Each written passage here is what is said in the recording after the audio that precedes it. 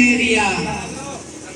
हमने फिरोजाबाद से लेकर लखनऊ तक हमने सोचा कि भाई फिरोजाबाद के जो अधिकारी हैं इन पर दबाव होगा, इसलिए बेचारे नहीं कर पा रहे हैं। कानपुर में अपनी टुकड़े को रोया है। फिरोजाबाद से साइकिल लेकर हम लोग कानपुर में 4 आदमी 30 आदमियों ने धरना दिया कानपुर में। वादा हुआ हम जांच करेंगे। हम लेबर ऑफिस के माध्यम से भरोसा दिया, धरना खत्म हो गया। उसके बाद हम लखनऊ गए, माननीय श्रम मंत्री जी से मिले। माननीय मुख्यमंत्री जी की अनुपस्थिति में उनके आवास पर उनके विशेष कार्य अधिकारी ने हमारा ज्ञापन दिया, लेकिन इसके बाद मजदूरों को मजदूरी नहीं मिली। हमने लौट के मजदूर भाइयों को बताया, भैया अब क्या करें? आप कहो तो फांसी लगा लें और आप कहो तो भैया रेल की पटरी पर लेट जाएं। आंदोलन ये करने नहीं देंगे और पेट आपको मैं मरने नहीं दूंगा, ये मैंने संकल्प किया।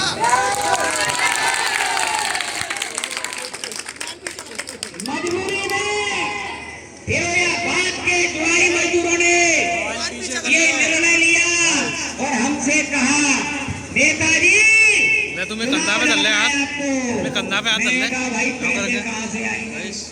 बोले पैसे हम आपको देंगे, आपको हमारे पैसे से चुनाव लड़ना है। हमने जनता के बलबूते पर, जनता के धन से ये हम चुनाव लड़ रहे हैं।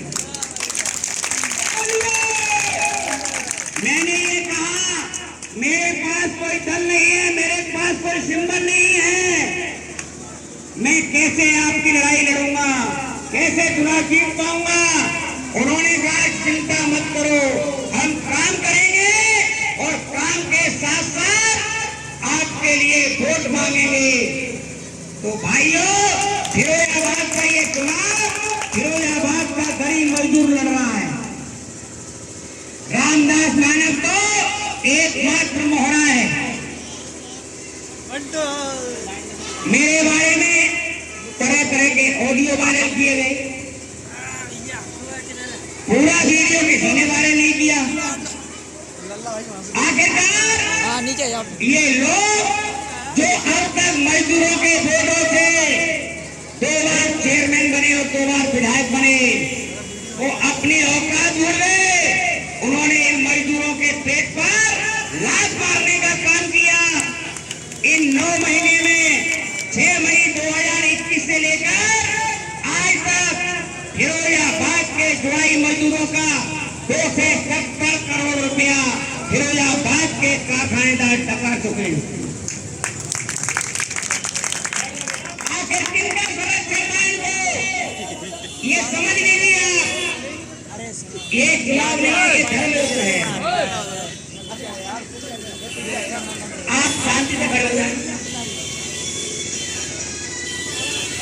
इसके बाद इस चुनाव की लड़ाई शुरू होती है। जनता चुनाव लड़ रही है, मैं जनता की अदालत में हूं। अगर आप ये चाहते हैं कि चौधरी राजाराम यादव के बाद अगर कोई विधायक मजदूरों का प्रतिनिधि आपने नहीं बनाया, इसलिए आपके साथ ये कुठाराघात हुआ है।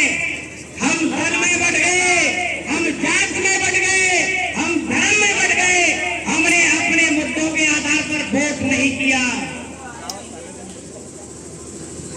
आज लोकतंत्र की पहचान है। रामदास मानव केवल मजदूरों के मुद्दे पर, आपकी समस्याओं के मुद्दे पर यह चुनाव लड़ रहा है।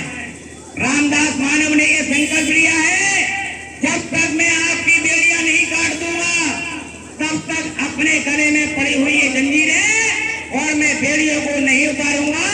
ये मेरा संकल्प है। मैं मर जाऊंगा आपके लिए आंदोलन करते करते, लेकिन इस दौरान अगर मैं मर गया तो मैंने अपने परिवार के लोगों से कह दिया है कि मेरी लाश अर्थी पर जब ले जाएं तो इन बेड़ियों को पहना के ले जाना, फिरोजाबाद की जनता को दिखा के ले जाना कि मेरे बाप ने जो वादा किया था तो वादा मैं पूरा कर रहा हूं। मैं अपने बाप को रेडियो में जकड़ के ले जा रहा हूं। और चितापट जाने से पहले भी मेरी वीडियोग्राफी करके दिखाना कि देख लो चितापट अंतिम सांस तक मेरे बाप ने अपने वादे के मुताबिक इन बेड़ियों को तोड़वाने का जो वादा किया मैंने पूरा किया।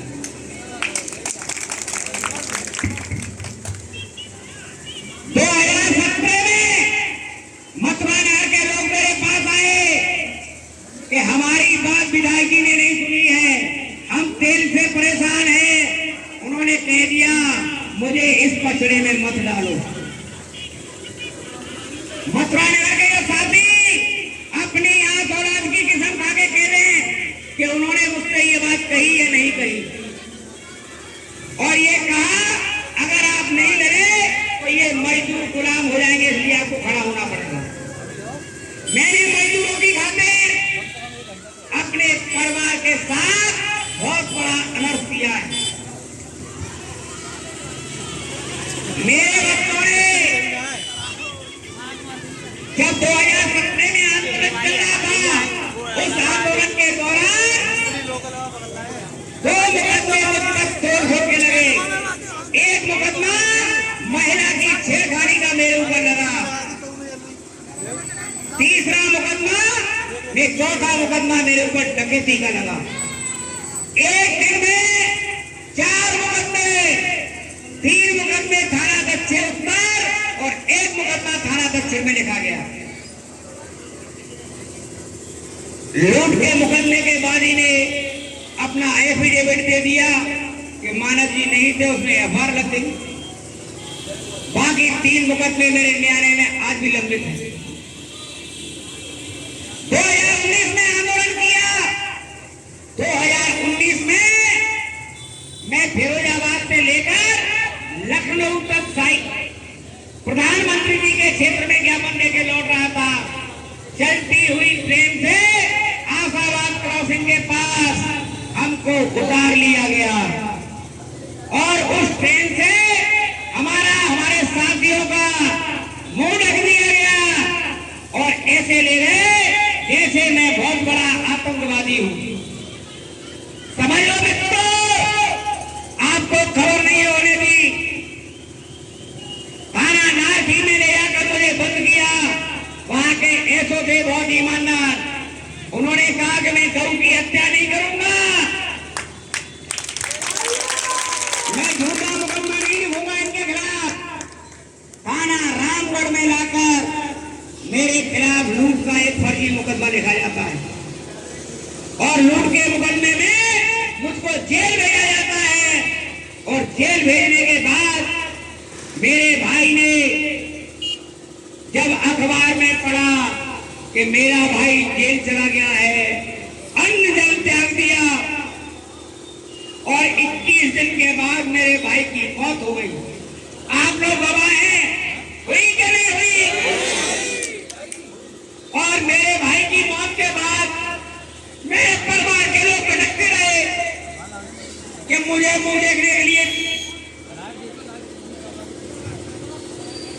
पैरोल मिल जाए, लेकिन फिरोजाबाद के सत्ता के लोगों ने मुझे पैरोल नहीं दिलवाई, डीएम ने पैरोल नहीं दी,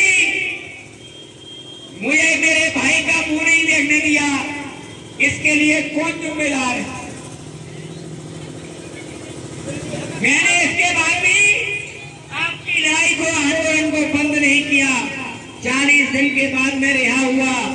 इस दौरान हमारे साथ के लोगों ने एक समझौता किया। हमसे पूछा गया कि हम समझौता कर ले, हमने कहा कर लो। 4.5 रुपए की वृद्धि हो रही है। हमारे 15 साथी उस समय जेल में बंद हो गए। हितों में ध्यान रखते हुए हमने सहमति दे दी, लेकिन पता चला कि हमारे मोहल्ले के जो हमारे साथ के दलाल थे, कारखानेदारों से मोटी रकम ले ली उन्होंने। आप जानते हैं कौन है वो? और इसके बाद रामदास मानिक ने लिख के दे दिया कि भाई हम इस शर्त को मंजूर करते हैं। कोई पैसा आपका कम नहीं हुआ। 2021 आती है, एक गुंडा एक्ट का मुकदमा एक मेरे खिलाफ 2019 में लिखा गया, जिसमें मेरे खिलाफ जिला बदर की कार्रवाई लंबित है। जिस दिन भी सुनवाई होगी जिला बदर घोषित हो जाऊंगा। ये सारे मुकदमे और इससे भी अगर मसलिया में तो फिरोजाबाद का कारखानेदार जिनका खूनी इतिहास है, ईमानदार नेता को ये पसंद नहीं करते। ये फिरोजाबाद के कारखानेदार जिस प्रकार से राजाराम यादव को मरवा दिया, जो विधायक थे, ये बात 1974 की है। इसके बाद हमारे बीच में हमारे श्रमिक नेता बाबा शिव कुमार 1984 में उनको फर्जी मुकदमे में लाठी चार्ज करके उनकी टांगें तोड़ दी, उनकी पेशाब से खून बहने लगा, जो मरते दम तक बंद नहीं हुआ। आखिर बाबा शिव कुमार की मौत हो गई। बाबा शिव कुमार की मौत के बाद मोहन देव आए, मोहन देव की टांग खिंचाई हुई, सोमेश गोस्वामी नेता हो गए। उसने कारखानों से चौथ बांध ली और आपके साथ शोषण शुरू हुआ कि नहीं हुआ?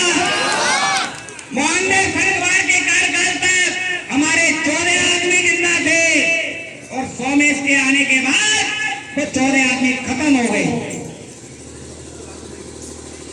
अब ये लड़ाई क्योंकि हम सड़क पर लड़ चुके हैं, अब लड़ाई विधानसभा में लड़ने की है। अगर आप चाहते हैं कि मैं आपका विधानसभा में प्रतिनिधित्व करूं तो भैया वोट देना। आपको ये लगता है कि मैं आपके लायक नहीं हूं, आप मुझे वोट मत देना।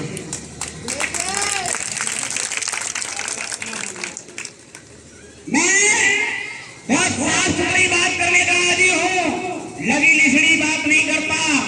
जिनको मुझ पर भरोसा हो वो मुझको वोट दे, जिनको मुझ पर भरोसा नहीं है वो मुझे वोट पता ही नहीं दे।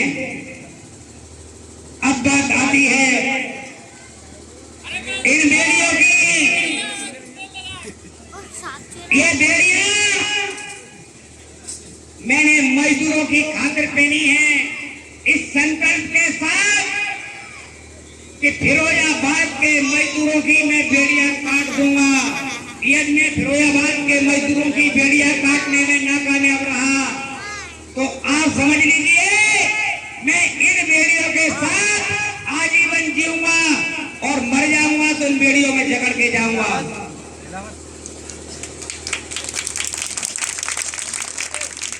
आपके बीच में एक तरफ जो प्रत्याशी हैं वो धन्ना सेठ है, उनके पास संपत्ति की कमी नहीं है। या तो वो कारखानेदारों से चंदा लेते हैं, कारखानेदारों के धन से चुनाव लड़ रहे हैं। इसलिए चौधरी राजाराम यादव के बाद फिरोजाबाद के किसी विधायक ने इन चूड़ी जुड़ाई मजदूरों की तो क्या, कारखाने में काम करने वाले मजदूरों की भी आवाज नहीं उठाई। फिरोजाबाद में जितना श्रम कानूनों का उल्लंघन फिरोजाबाद का होता है, इतना भारत के किसी शहर में नहीं होता।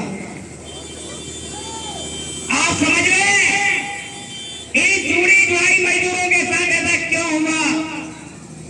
क्योंकि 2000 जब बाबा शिव चौधरी राजाराम यादव गोली से मारे गए, उनकी अर्थी में मुरली नगर में लोगों ने रेला बना दिया।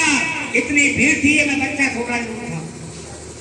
अपनी आंखों से दिखाए जाने बाबा शिव कुमार की मौत मेरी आंखों पे है। मैं जानता हूं मजदूरों की लड़ाई लड़ने के लिए क्या होता है। एक ईमानदार मजदूर नेता के पास मौत के सिवा कुछ नहीं होता। हमारे बीच में जो मजदूर चूड़ी जुड़ाई करके अपने परिवार का पेट पालते हैं, आज वो पेट भरकर ये कहते फिर रहे हैं मानव जी का बेटा कर्नाटक में पढ़ रहा है जिसकी फीस 4 लाख है।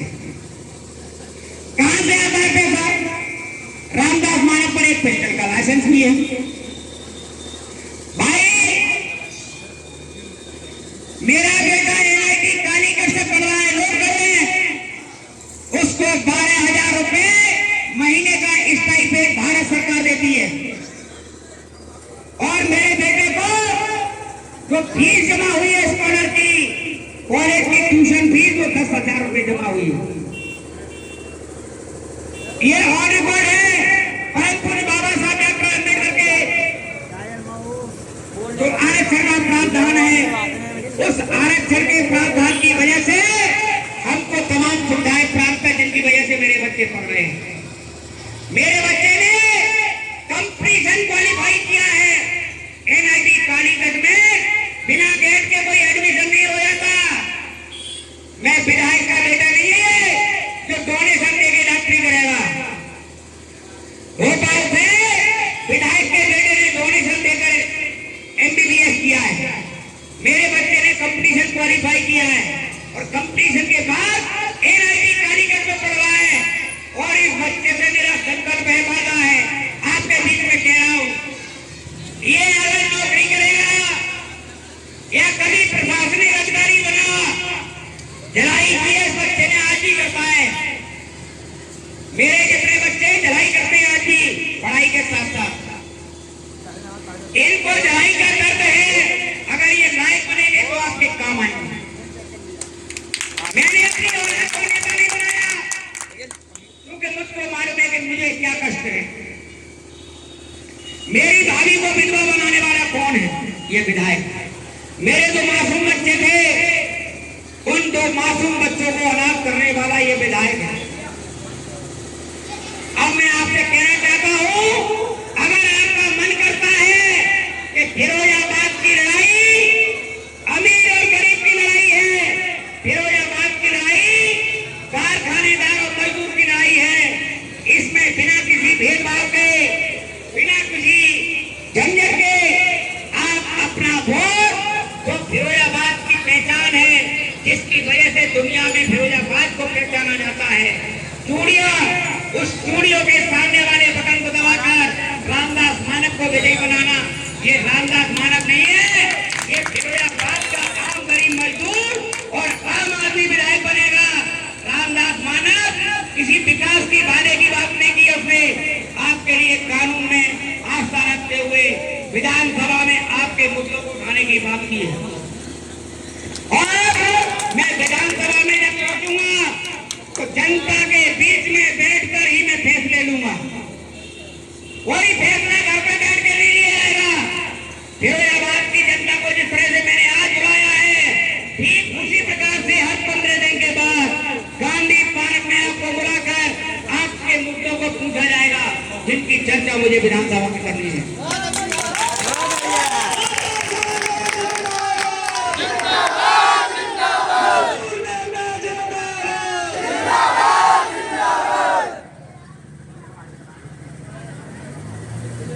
मेरे पास मुझे खरीदने के लिए RSS के श्री अमर सिंह और सुधीर पांडे जी का फोन आता है। मेरे पास रिकॉर्डेड है, मैं वक्त आने पर उसको वायरल करूंगा। उन्होंने मुझसे कहा था, हम आपसे एक बात करना चाहते हैं। भाई विपरीत विचारधारा के बीच में आदमी चुनाव लड़ रहा है, आप मुझसे क्या बात करना चाहते हैं? मैं आपसे जो बात कर रहा हूं 20 तारीख के बाद करूंगा। मेरे पास इसके बाद चलकर आए, मुझे तमाम तरह के प्रलोभन दिए हैं। क्या रामदास मानक बिकने वाला व्यक्ति है? आज भी आपने मेरा घर देखा है, आप करबला के निवासी हैं। मैं आपका शुक्रिया अदा करता हूं, आपसे अपील करता हूं कि आप चूड़ियों के सामने वाले बटन को दबाएं और किसी शराब के लालच में, किसी अफवाह के लालच में आप भ्रमित नहीं हो। अगर आपने अपना वोट खराब किया, अगर आपने जरा सी भी चूक कर दी, तो आप समझ लीजिए रामदास मानक नहीं चुनाव हारेगा। चुनाव हारेगा फिरोजाबाद का मजदूर, और फिरोजाबाद का मजदूर गुलाम बनेगा। आज जितना गुलाम है उससे ज्यादा बड़ा गुलाम बनेगा। मेरे सामने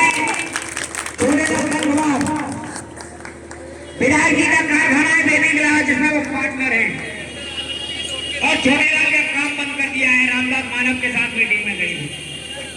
मेरे दूसरे साथी है बलराम सिंह 2 दिन प्रचार में गए, इनका काम बंद कर दिया गया। अरे कितना काम बंद करोगे? चूड़ी की ड्राई की मशीन तैयार हो गई है, मैं अपनी जान पर खेल जाऊंगा, ये मशीन मेरे जीते जी आप नहीं लगा सकते। फिरोजाबाद का हाहाकार मच जाएगा, मेरे जीते जी इन मजदूरों को मैं अनाथ नहीं होने दूंगा, ये मैं आपसे वादा करता हूँ। आप मुझे लाइक करने तो चूड़ियों के सामने वाले बटन को दबा देना और रामदास मानव को जिता देना। जहाँ भी हमारे लोगों में कहीं खराबी है, कहीं गलतियां कर रहे हैं, उन लोगों को समझाकर आप इस बटन को दबाएं और भारी बहुमत से फिरोजाबाद में चूड़ी ड्राई का काम जो मजदूर नहीं करते वो भी रामदास मानव को वोट दे रहे। जो ड्राई नहीं करते हैं, इसके अलावा किसी प्रकार के मजदूर नहीं है, फिरोजाबाद की आम जनता रामदास मानव को विधायक बनते हुए देखना चाहती है। आपके सहयोग की अपील है। धन्यवाद, नमस्कार, राम राम, रामदास मानव